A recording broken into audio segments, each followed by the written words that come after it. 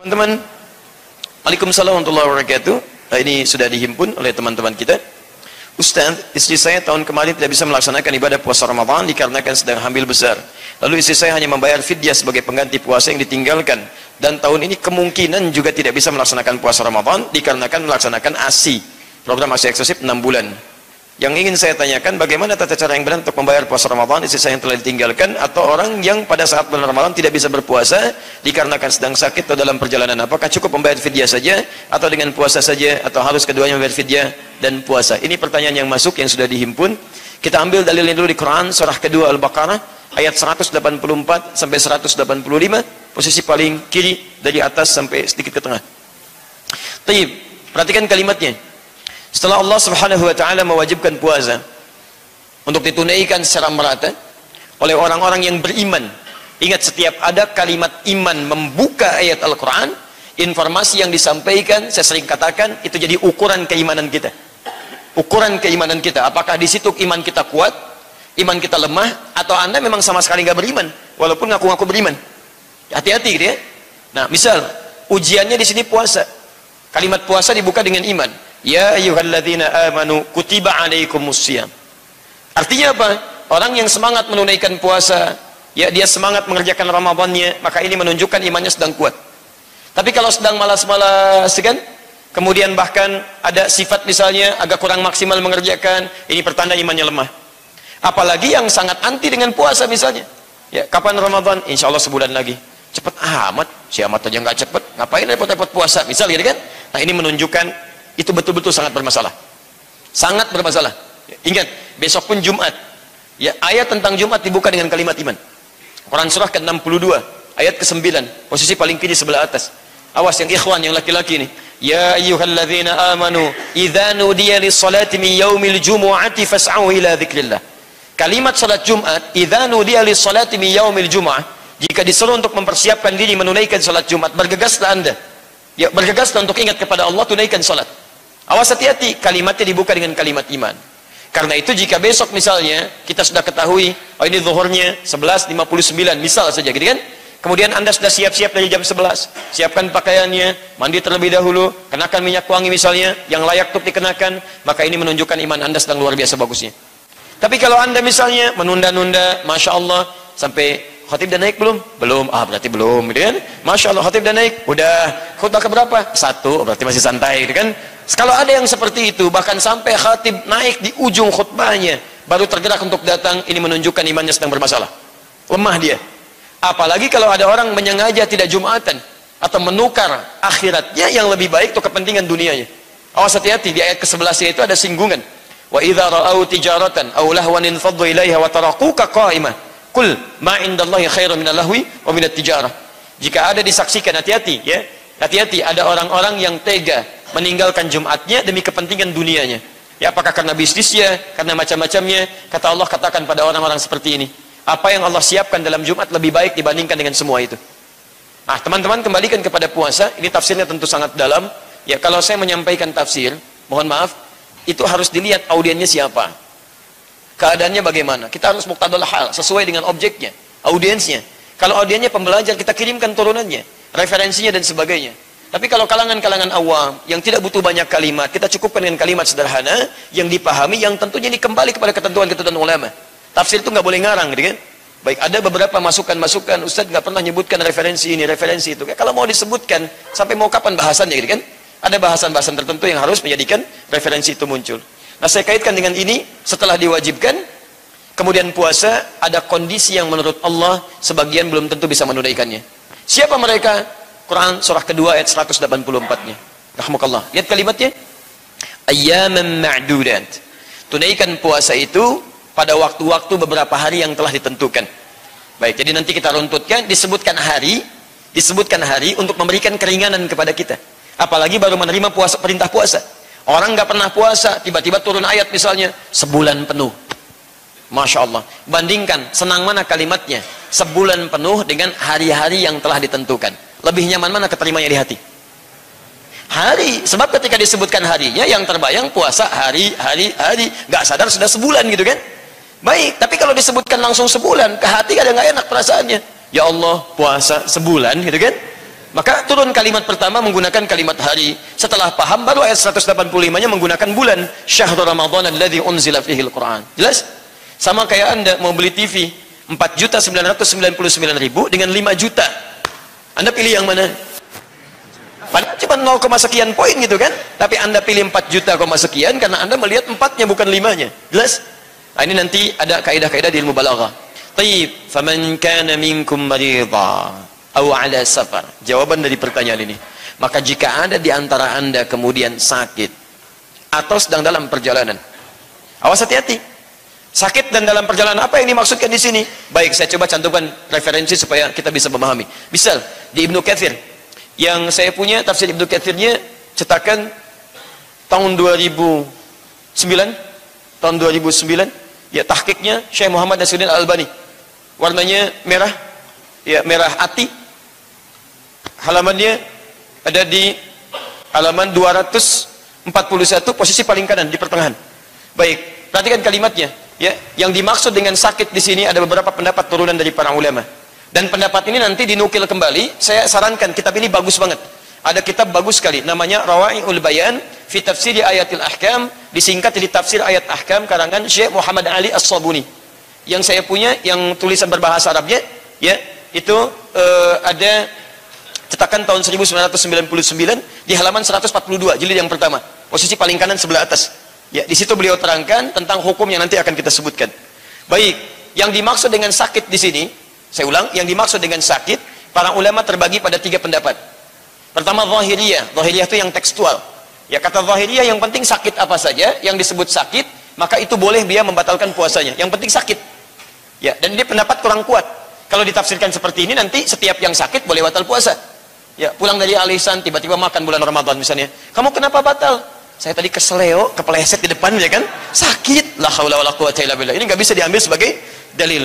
Baik, maka ini ditolak oleh para ulama. Pendapat yang kedua adalah sakit yang menyulitkan untuk puasa. Ya, sakit yang menyulitkan untuk puasa. Jadi kadarnya dia bisa puasa, cuman sulit. Dan pendapat yang ketiga ini kalangan jumhur, yaitu sakit yang jika dia berpuasa bisa memperparah penyakitnya atau berdampak buruk bagi dirinya. Ini golongan sakit yang disebutkan oleh para ulama. Kemudian dikiaskan kepada kalimat sakit ini, orang yang zahirnya, mohon maaf, zahirnya sehat, tapi tidak punya kemampuan untuk berpuasa, seperti orang sakit. Siapa yang dikiaskan di sini? Di antaranya adalah orang yang tengah dalam keadaan mengandung, baik, dan itu pasti perempuan, dan juga dalam keadaan menyusui. Yang tatkala dia akan berpuasa, dia khawatir, ya ada ketidakmampuan atau ada bahaya bagi dirinya atau bagi bayi yang dikandungnya. Maka dalam hal ini, kan, berat bagi dirinya untuk berpuasa, tidak seberat mengangkat kursi yang seperti ini, gitu kan? Baik, jadi berat dia puasa, sulit untuk menunaikan, maka dalam konteks ini berlaku hukum kebolehan untuk dia tidak menunaikan puasa. Jelas sampai sini? Baik, jadi kalau ada orang sakit, dengan sakitnya bisa memperparah puasa, atau fisiknya sehat tapi tidak memungkinkan dia puasa, seperti tadi perempuan yang tengah hamil atau dalam keadaan dia tengah menyusui, dia misalnya menduga bahwa dengan itu kalau dia berpuasa bahaya bagi bayinya atau bahaya bagi dirinya, maka dibolehkan dia untuk berbuka. Ya, wa 'alal ladzina yutiqunahu fidyatun ta'amu miskin. Atau yang kedua, orang yang memang dibuktikan secara medis tidak memungkinkan bagi dia puasa dalam hidupnya. Berat. Ya. Makanya yutik di sini bisa dibaca dalam qiraat yang lain dengan yutawwikunahu. Wa 'alal ladzina yutawwikunahu ay yukallafuna 'alaihi. Au yukallafunahu. Ya. Jadi memang dia sama sekali diprediksi dan diduga secara medis tidak memungkinkan menunaikan puasa. Seperti syekhun kabir, orang yang sudah sepuh luar biasa, ya, fisiknya luar biasa lemah, sulit untuk berpuasa, maka yang seperti ini pun dibolehkan untuk berbuka. Sekarang pertanyaannya, bagaimana konsekuensi dari bukanya itu? Bagaimana cara mengganti puasanya? Nah, ada dibagi 2 golongan di sini oleh Al-Qur'an. Pertama, lihat kalimatnya. Lihat kalimatnya. Yang pertama adalah fa'iddatu min ayamin ukhra. Dia bisa ganti di hari lain. Disebut dengan qadha. Yang kedua adalah fidyatun ta'amu miskin.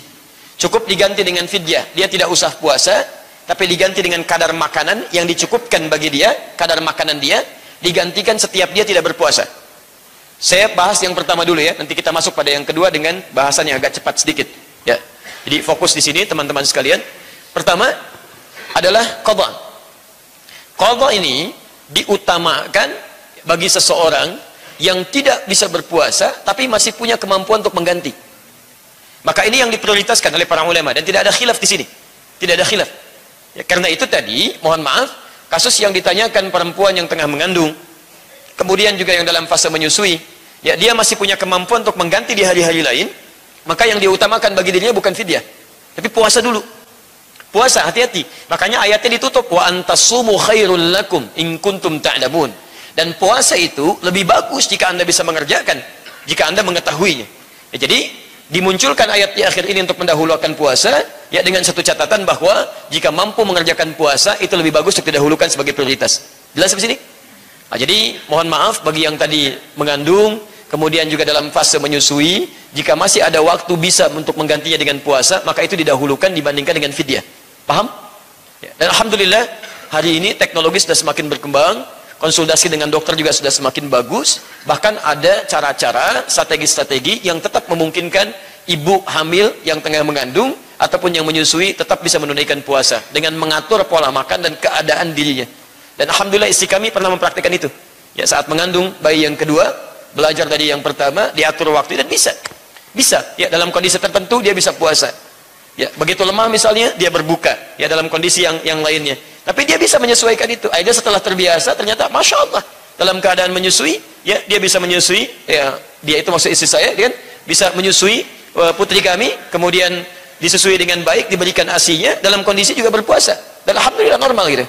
Alhamdulillah normal keadaannya. Jadi barangkali jangan pesimis dulu, jangan langsung disimpulkan kalau begini nggak bisa, tidak. Coba dulu dengan baik, konsultasikan dengan baik. Kalau memang secara medis tidak memungkinkan, maka silahkan Anda batalkan di sini, lalu diganti di hari lain dengan yang lebih lapang lagi. Paham? Baik. Tapi jika keadaan Anda memang secara medis gak bisa puasa, seperti tadi ada syekh, ya, mohon maaf, orang yang memang diduga sudah sepuh, fisiknya tidak kuat untuk itu, kan? Atau yang kedua misalnya, mohon maaf, ya, mohon maaf, atau yang kedua memang tidak sepuh, tapi ada penyakit-penyakit tertentu yang divonis secara medis ini nggak bisa puasa, maka bagi dirinya tidak berlaku qadha dalam hidupnya, cukup dengan fidyah saja. Fidyah itu secara bahasa tebusan, fida, pengganti. Bagaimana cara menggantinya? Maka dia keluarkan kadar makan dia dalam sehari. Awas lihat, kadar makan dalam sehari. Antum sehari berapa kali makan? Umumnya 3 kali gitu kan? Maka keluarkan kadar makan dalam sehari itu. Ingat, yang diambil bukan kadar-kadar tertentu, tapi kadar makan antum pada umumnya. Kan levelnya bisa beda. Ya, ada misalnya yang makannya cuma dengan tempe, ketemunya kangkung dan sebagainya, maka kadar makan dia itu yang dijadikan keumumannya untuk diberikan sebagai fidyah. Tapi kalau menu Anda di rumah misalnya, mohon maaf, biasanya dengan ayam, ada daging kambingnya, ada sapinya, yang ketemu misalnya dalam sehari 150.000, maka fidyahnya keluar segitu. Bisa berbeda satu dengan yang lainnya. Paham ya? Ustaz, bagaimana kalau saya punya kemampuan, alhamdulillah, tapi larangan dokternya juga untuk saya khusus, makannya cuma bayam aja, gitu kan? Tempe aja, gitu kan? Tapi punya kemampuan, maka yang dilihat bukan menu dianya, tapi keadaan menu umumnya di keluarganya. Paham? Baik, jadi kalau bisa, silahkan berikan itu setiap kali dia tidak puasa. Ya, setiap kali, misalnya hari ini dia nggak puasa, dia keluarkan. Hari ini dia nggak puasa, dia keluarkan. Apakah untuk satu orang miskin? Itu batas minimal. Boleh lebih daripada itu. Boleh lebih daripada itu. Silahkan Anda bisa keluarkan lebih daripada itu, ya. Kemudian bahkan pernah disebutkan kata Imam Ibnu Katsir, diriwayatkan dari Al-Bukhari, kata beliau, pernah sahabat Anas bin Malik saking dalam keadaan sepuhnya tidak bisa puasa, beliau dalam setiap harinya mengundang 30 orang miskin.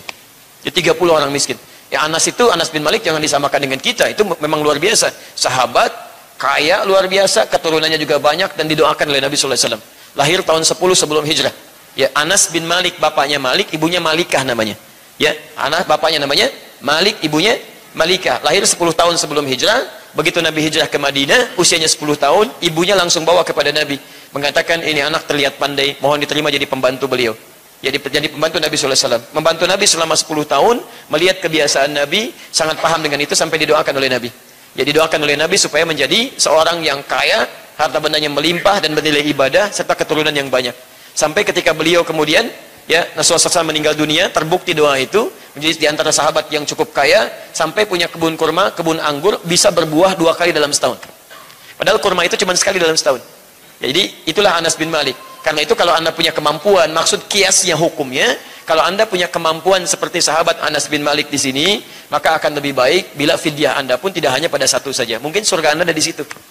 Ya, makanya tolong ya, yang punya kemampuan-kemampuan lebih, itu bukan mampu, tapi titipan Allah kepada Anda, mumpung belum diambil. Mudah bagi Allah menitipkan pada orang lain.